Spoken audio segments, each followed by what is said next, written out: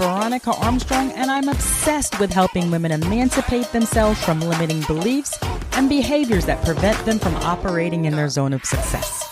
I'm a former corporate executive turned coach who gave it all up to help women rise above personal constraints and march boldly towards becoming the women they were born to be.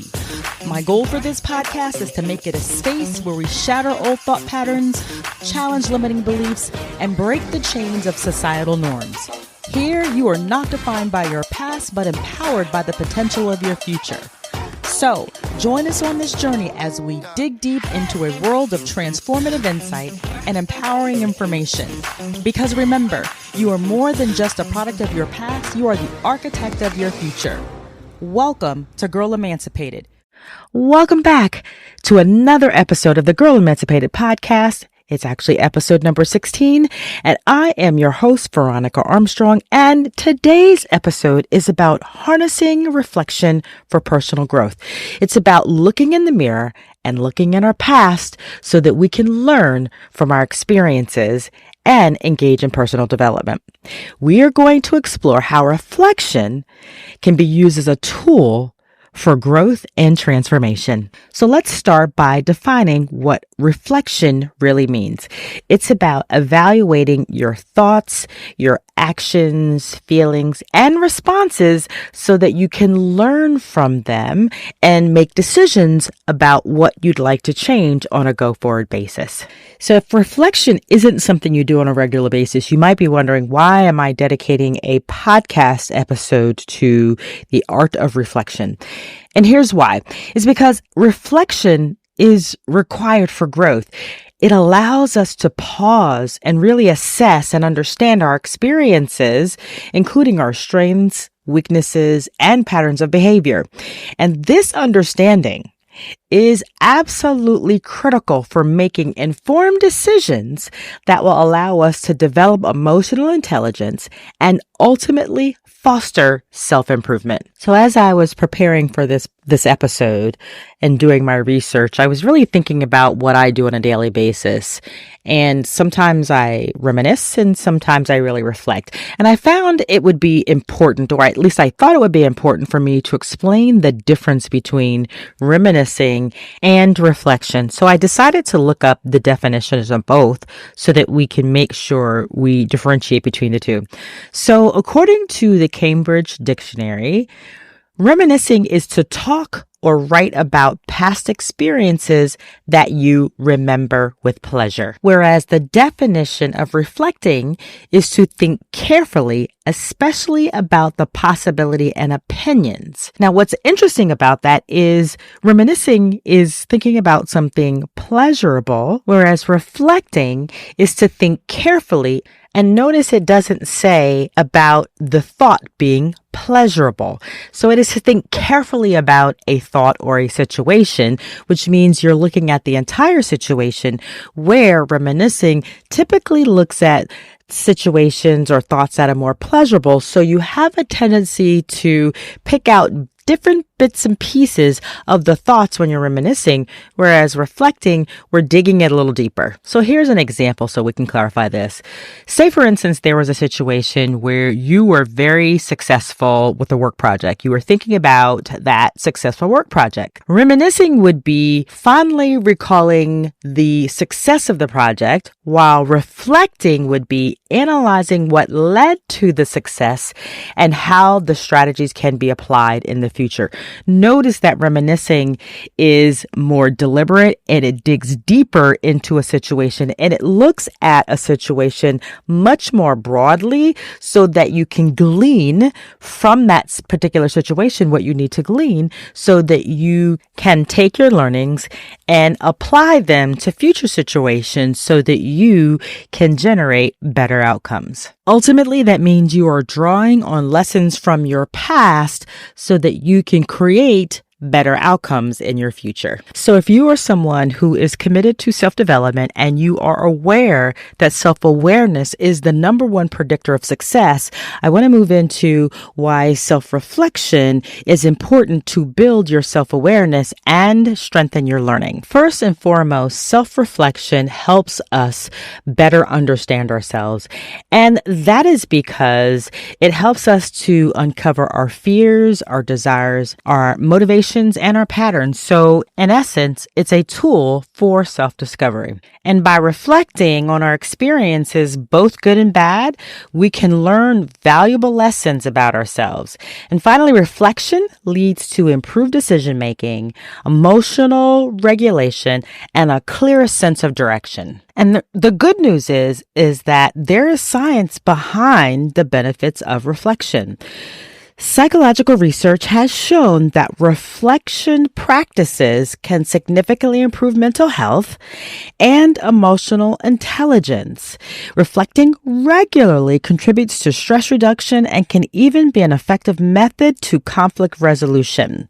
It's not just a feel-good exercise, it's actually backed by science. So I did my research, and what I've learned is that a regular reflection exercise or practice helps to manage emotions because it helps you identify emotions as they arise so that you can decide how you want to handle similar situations in the future. So it helps you to manage your emotions, and it also helps you to improve relationships. Again, reflecting on experiences you've had with others or in other situations and the behaviors you exhibited, you have an opportunity to make deliberate decisions about how to handle that situation in the future so that you can achieve a better outcome.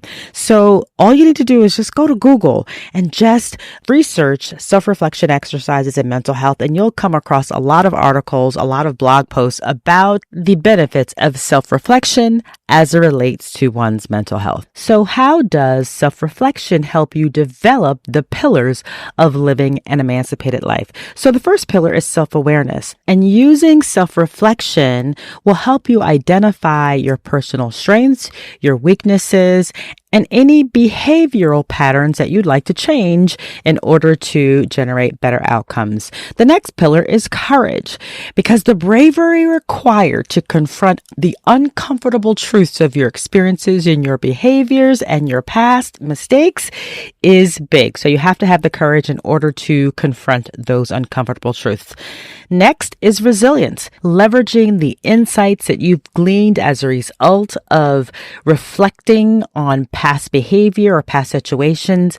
It will help you develop stronger resilience so that you can bounce back from setbacks.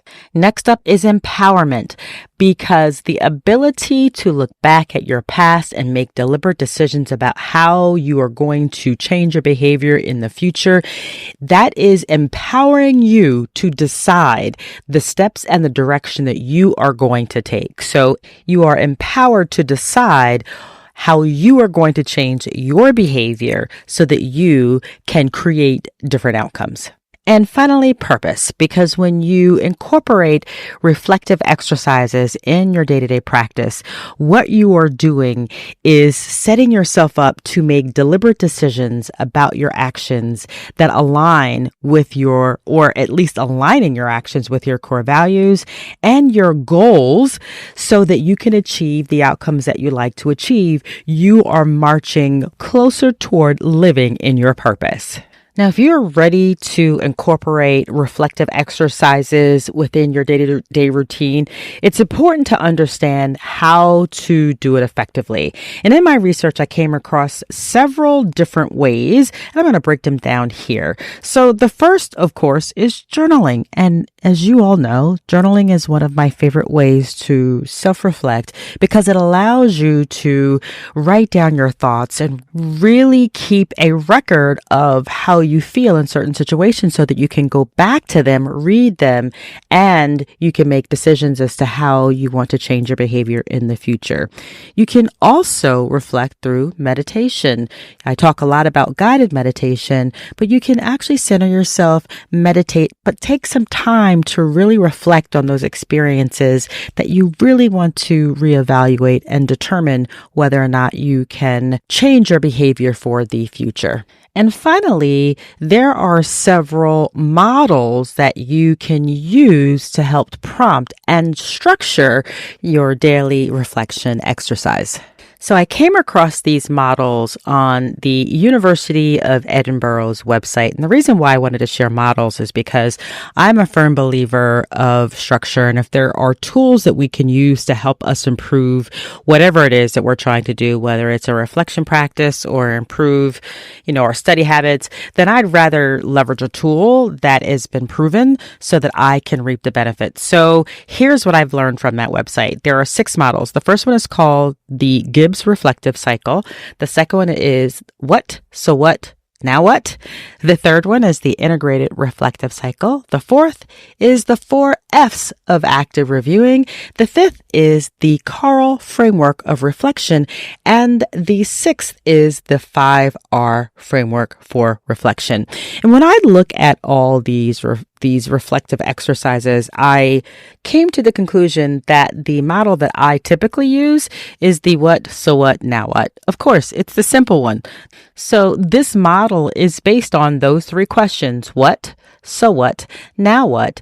And it allows you to go back and reevaluate a situation so that you can learn from it. What is the situation you want to learn from? So you'll need to describe the situation. The so what allows you to extract the meaning of the what happened.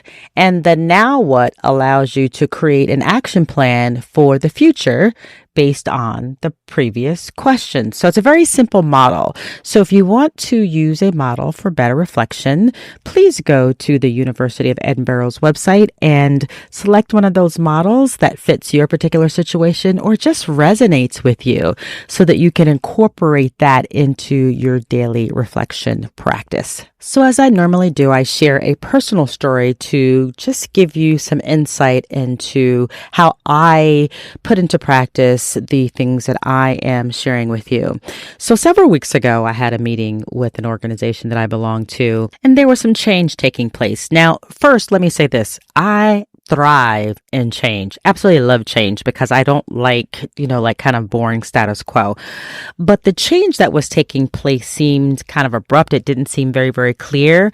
So I was a little curt and short with my responses because I just didn't like the way it was being handled, because I felt like I was being forced to put members of this organization into a precarious position without first seeking to understand, which is my number one rule as a leader, is to first seek to understand, not just say, we're going to do X, Y, Z. So as a result, I stood my ground because I was not going to force the other members to do anything without first understanding whether or not they could actually do what needed to be done in the time frame that it needed to be done. And so my response and how I responded could have been better. And bottom line, I own it. It could have been better. But upon reflecting, and I gave myself grace, I understood why I did what I did. But I also felt that I probably could have handled it better. And I really truly said to myself that I dishonored myself and I dishonored the members of that meeting, because I could have handled it better given my years of experience. But I gave myself grace. I recognized what I did and I recognized how I could have done it differently. And at the end of the day, I gave myself the opportunity for a redo. We're going to have this meeting again. We're going to handle things differently. And I did handle things differently the next time around. And I also took it upon myself to apologize to the one person in particular who took the brunt of my just standing my ground. At the end of the day, it was my responsibility. I held myself accountable for the actions that I took that day, but I also apologized to the person who was on the receiving end of my responses. Although I didn't do anything horrible, it just wasn't the person that I want to show up in the world. So the great news is that having that time to reflect allowed me to go back and look at that situation and basically acknowledge I did not present myself in the way that I want to lead myself in the world, in the way I want the world to see me. And so I took responsibility for my action. I spoke to the person who was on the receiving end of that, and I changed how I responded in upcoming meetings. That's exactly what reflecting allows us to do when we talk about personal development. Go back, reevaluate, make a decision to do something different so that we can generate a different outcome. So I hope that helped you understand why self-reflection is important. Now, I will admit for some, reflecting isn't always easy because sometimes people face barriers like denial or avoidance or just emotional discomfort with facing the situation head on. And so I'll share some strategies to help you overcome these challenges so that you can engage in honest, productive self-reflection without falling into the trap of self-judgment and just making excuses for yourself. So one of the first barriers most people face when it comes to incorporating a self-reflection practice into your day-to-day routine is time. And truthfully speaking, for me, self-reflection happens either immediately after the situation or at a time where I am having coffee in the morning or I'm just kind of taking a break for the day. I'm walking away from my desk and taking a break. Self-reflection doesn't take forever. You can take 5 minutes out of your day to utilize one of the models to evaluate your behavior in a particular situation so that you can come up with a strategy on how to address it in the future. So take time by setting aside time during the day or using some of your break time or some quiet time that you have just to get into your thoughts so that you can look back at the situation and reevaluate how you'd like to behave in the future. The next challenge some people experience is just knowing how to self-reflect. I have gone over 6 different models that you can use. So go to the University of Edinburgh's website, look at those 6 different models and determine which of those resonates with you and try to incorporate that into your self-reflection practice. And a third barrier is just the fear of acknowledging your own contribution to a situation. Let me just say this. We are not perfect. So if you think you are without fault, then you know what? You're going to have some challenges. But truthfully speaking, it is so much easier to accept responsibility for our actions and just recognize that doing so will allow us to make deliberate decisions to change how we behave in the future so that we can get better outcomes. So to get over that fear, recognize that you are a perfectly imperfect human being, and that is okay. And in recognizing that, take the time to step into that fear so that you can glean whatever it is that you need to glean in that situation so that you can make decisions to change your behavior that will help you generate different outcomes. Because truth be told, you are the only person that you can control.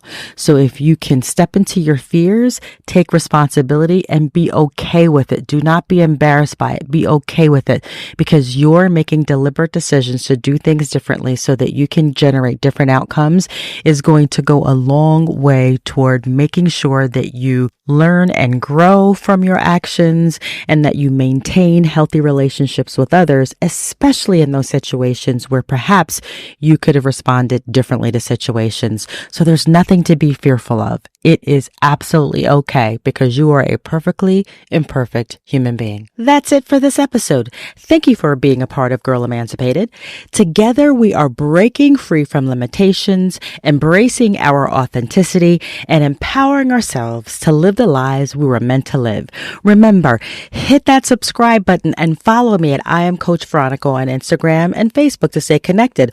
Also, share this podcast with your friends. And if you want to be a member of the Girl Emancipated Insiders community, where we will dig deeper into the episodes and support each other and our desire to live an emancipated life, go to Facebook and search for the Girl Emancipated Podcast community, or go to the link in the podcast episode.